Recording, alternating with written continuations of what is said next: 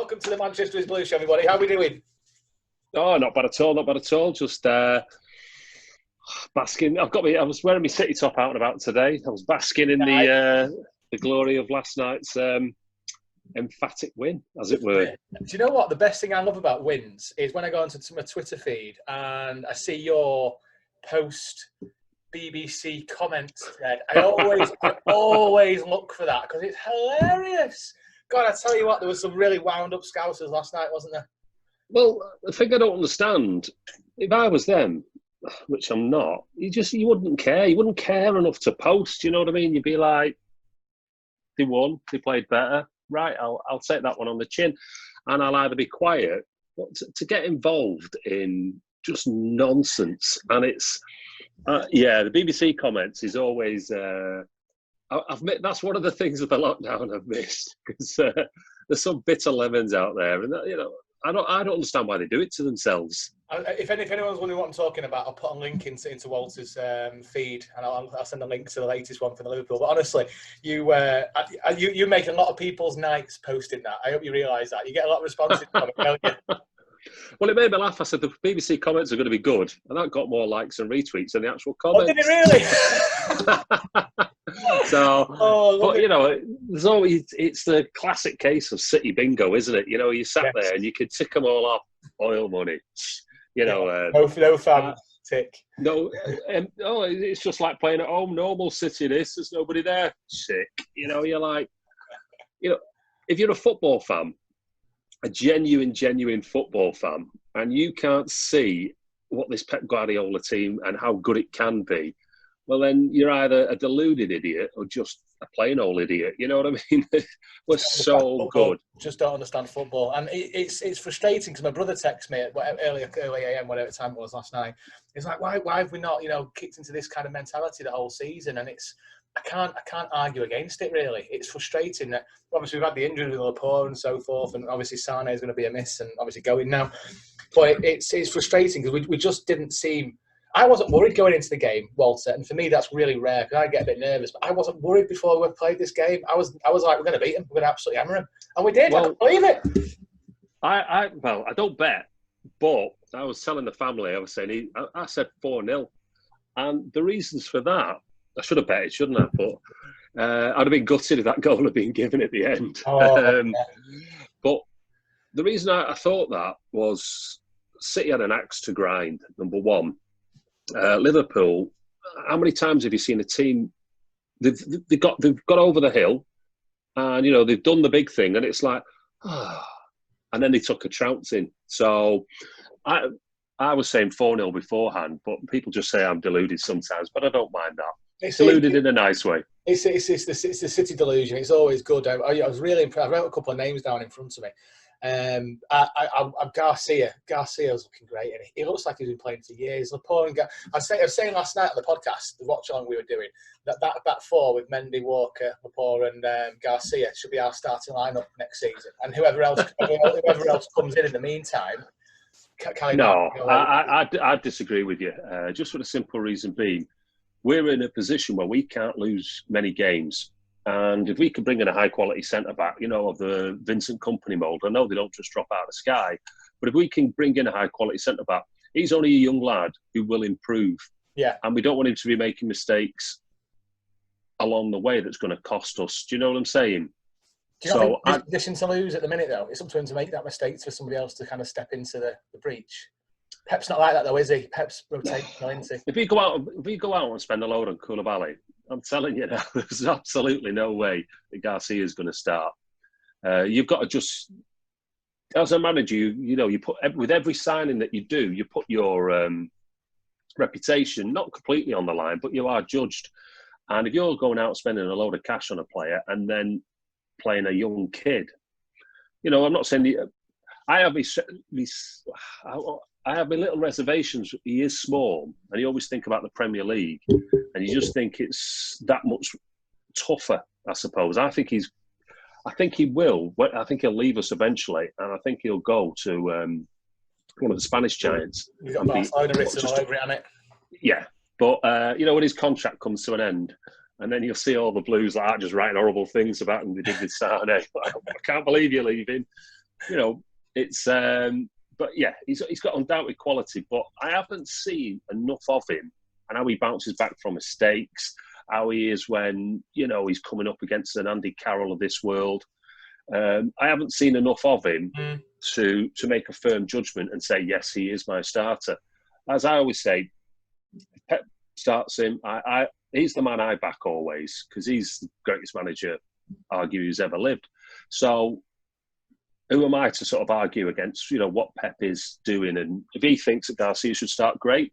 He's obviously doing it in training. If he thinks the new signing, whoever that is, should start, great. You know, I've got Pep's back, is what I'm trying to say. Yeah, no, I get that absolutely, and he seems to have done right with Mr. Foden, doesn't he? Do you think he's his first name on the team sheet now? Well,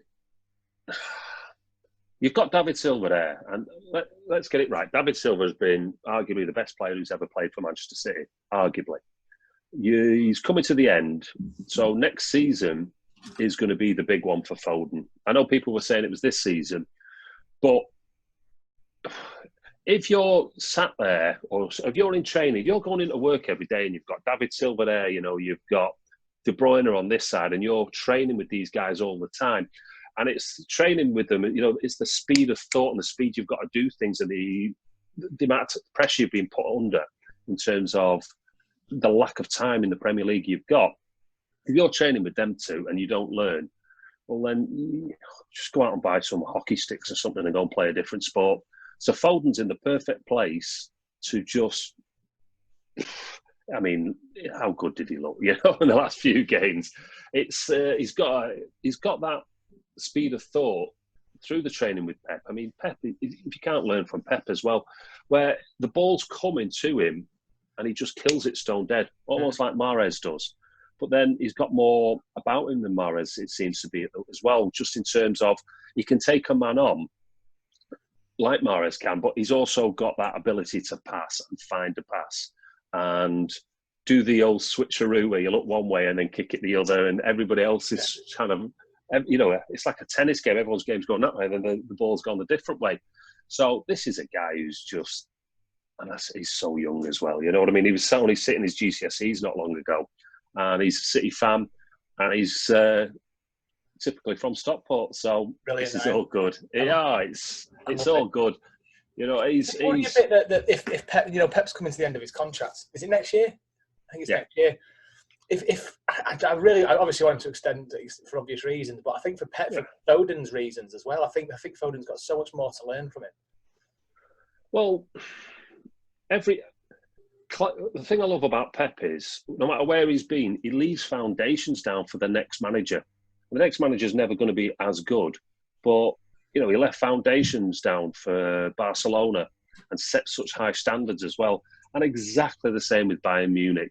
You know, he's just so good. I was so lucky to have him. I'd chain him to the chair and keep him. I wouldn't let him go. I went, no, Pep, you're staying here, son. You know, I'd be like, I don't know if you remember the A-team that used to give Mr. T the milk. Yeah. He used to wake up in strange places.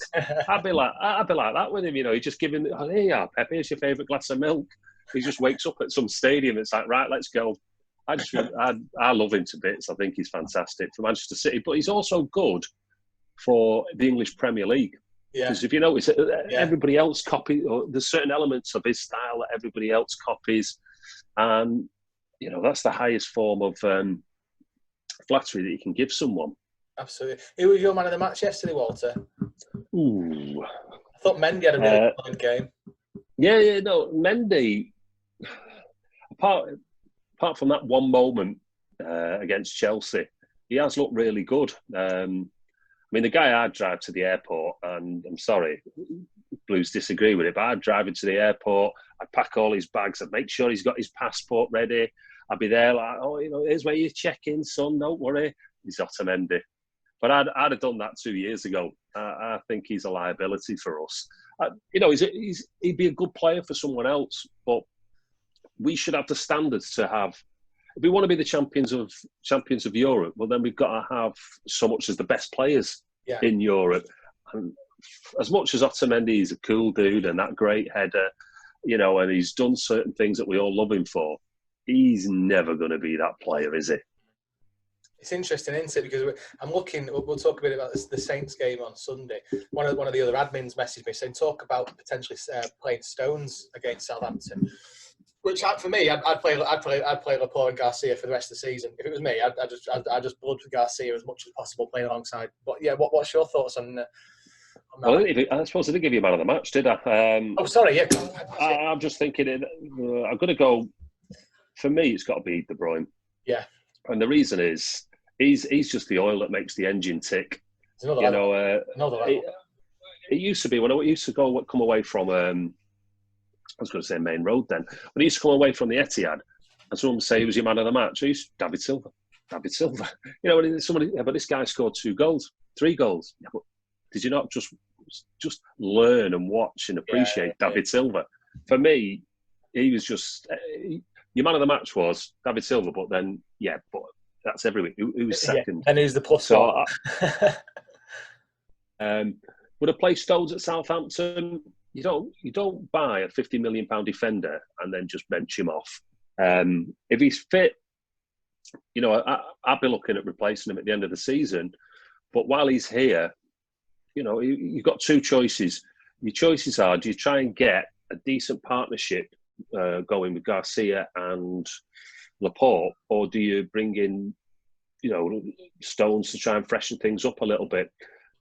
Me personally, I go with a Garcia, and the reasons for that is dead simple. All these games we're playing now are training games. That's all they are for the Champions League. Yeah. We need to be there at the Champions League and just banging. If we'd have played like that against Real Madrid, because they've got to come to the Etihad, they must have looked at that last night. I thought, oh God, I'm not looking forward to this. When these are Real Madrid, the thing I like about when we beat Real Madrid, we've stopped playing Real Madrid. We've started playing the 11 players on the pitch. So we don't see them as intimidated. I mean, we haven't been knocked out of Europe by a European team for years. Monaco. And then we went and nabbed their best players. So we've got knocked out by Liverpool and Tottenham, which, they're not European teams as such. So every game we're playing now, so to cut a long story short, play Garcia, don't bother with Stones, get a decent cemented relationship going between them 2. By the time, get them to know each other's game as best as possible by the time you hit Real Madrid's second leg. Yeah, I can't disagree with that. I think I'd blood them as much as possible, with a view of making a couple of key changes. It's funny going into Sunday because we played them twice this season, haven't we? We won 3-1 in the 4th round of the Carabao Cup and beat them 2-1 in the league. So we've got to be going for the hat-trick of wins. But there's definitely going to be changes on Sunday, isn't there? Well, there's got to be changes because there's so many games coming thick and fast, and there's so many clubs that have players that are just they're susceptible to a lot of injuries. Because, I don't know what goes on behind the scenes, but are they getting the same massage treatment? Are they allowed to have that they'd have, just during a normal season before the pandemic? Are they allowed? Are these physios allowed to get hold of the players after the game? What do they do? I'm not quite sure. So they might be more susceptible to injuries. So you don't want to, certainly not before the Champions League, you don't want to be burning any of these players out. Yeah. So you're playing that fine. You've got that little line to walk along, haven't you, where your players don't get injured, but they play enough minutes. And that's what you just got to trust Pep, and you've got to trust the science that goes behind that as well. Has the Real Madrid match been? 8th of August, I think. Given it. When's it? 8th of August. So there's a good couple of weeks yet, isn't there? So yeah, we still need to get up to fighting fit, don't we? And potentially we do need to start playing the Ottomendis and the Stones as well to make sure they're match fit and for worst case scenarios, because we don't be flat-footed, do we? Is this the perfect? I don't want to be playing Otamendi. Mate, isn't he? Well, don't get me wrong. I appreciate everything he's done for City, and it sounds like I'm really, but I just think we want to be the best. Stones, I'd ship him. Arteta seems to like him. Sell him to Arsenal. Try and get. I'd bring in 2 centre backs, and I'll be bringing in Koulibaly. Let's Pep go and find one of the Spanish ones, and then promote Garcia, as part of the 4. So that's my way of thinking it. But John, you want him to. He's one of those players you want him to do well. But as a team, even if he was just banging it every week, and from now to the end of the season, he's banging it every week. He's so injury prone, and as a top team, you can't have that amount of injuries going on with you, especially your centre halves, because if you start chopping and changing them, that's when you get into real trouble. A player I think we've missed most this season, believe it or not, I don't think it's.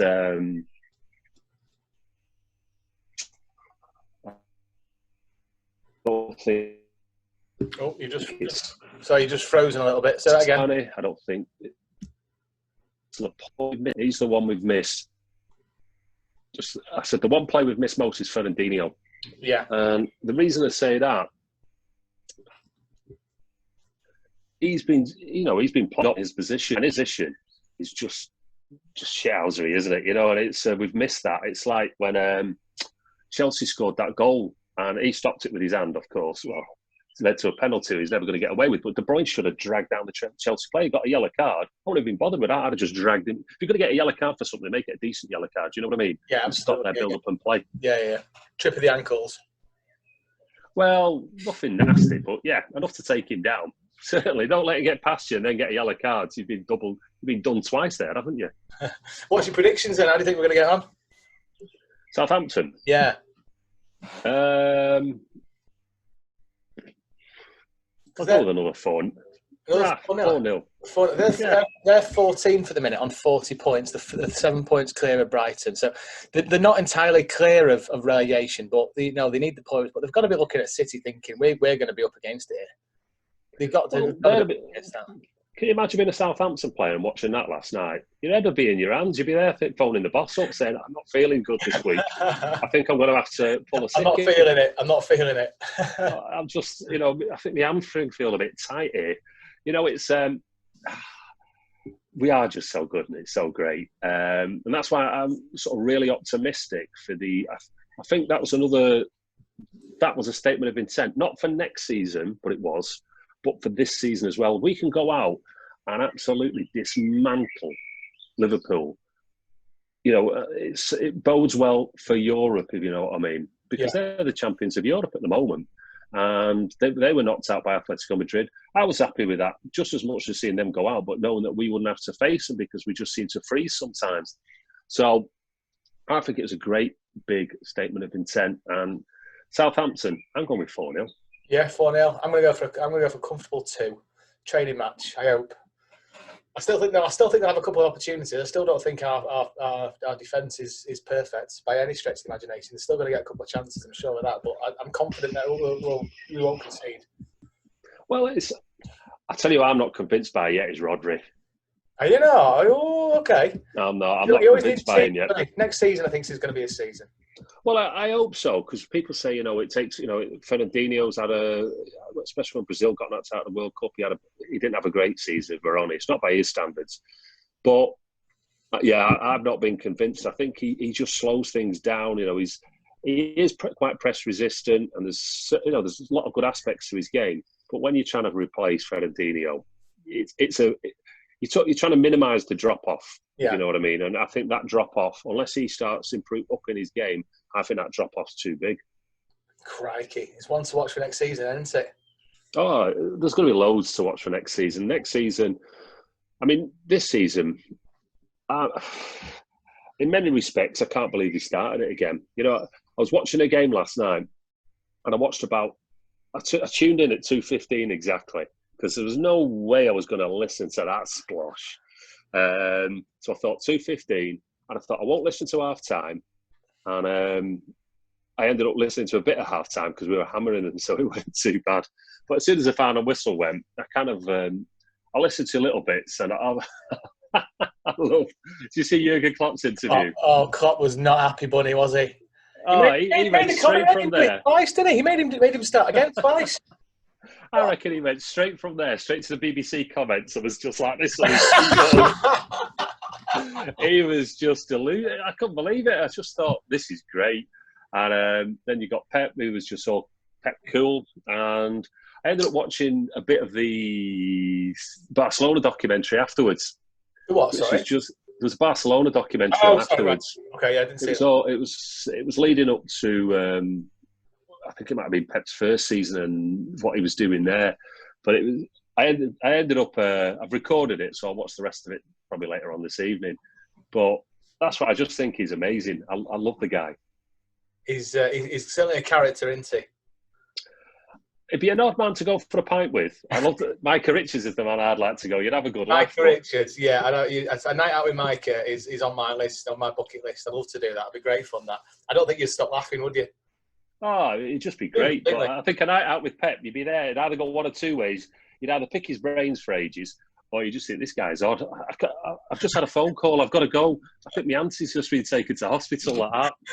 He'd be getting salt and pepper shakers and lining them up on the table. And I could live with that. I think that'd be quite good. I think he's an odd bloke, but I just love him. No, he's the perfect manager for us, isn't he? No, absolutely. And long may it continue. I hope he signs an extension. Oh. It really does. Well, it's quite good news. He's brought in assistant, hasn't he? That's right. His old mentor, his old gaffer. Yeah. He's not going to say, just come over here for, just over 12 months, and then you're going to have to do one. Hopefully he said, look, I'm going to be staying, but obviously I'm not going to say anything just yet. I'm trying to get more money out of the club. Yeah, which you would blame him for, would you? Give him what he wants. Bloody hell. Absolutely give him what he wants. Just here's the keys to the bank. Off you go, Pep. Here's the card. Crack on. Whatever you want. Pick up your own wages. There's a pile of cash there. Whatever you want. Right, I'm going to love you and leave you. You're going 4-0. I'm going 2-0. Let's see how we get on. Thanks very much. All right, no worries. Cheers. See you in a bit. Catch you later, dude. Bye-bye. Bye. Oh, that was great, mate. Really enjoyed that. You always bring a smile on my face when I talk to you, pal. It's always a good thing. Well, let's hope they like the video. Oh, I'm sure they will, mate. I just wanted to get something out before Southampton. That was ace. That really good. I like that top as well. Have they stopped making that now? Yeah, it's that one with the little thing at the back. The end of stuff on the back. Yeah, I like that. I do like that range you brought out. The stuff they're bringing out this season's a bit suspect, isn't it? I've not looked at all the. It always is. I mean, the thing is, 15-year-old. What you've got to remember is we're not the target audience. This one is supposed to be the hacienda on. You know what I mean? We're not the target audience. They're going for the 15, 16, 17-year-olds who are going to nag dad or mum and just, that's it. Yeah. You know what I mean? We're absolutely right. We're past it. Past it and done. Listen, mate, you have a top weekend. Right. Thanks very much, Walter. And you, pal. Enjoy that. See you soon. Bye. Bye.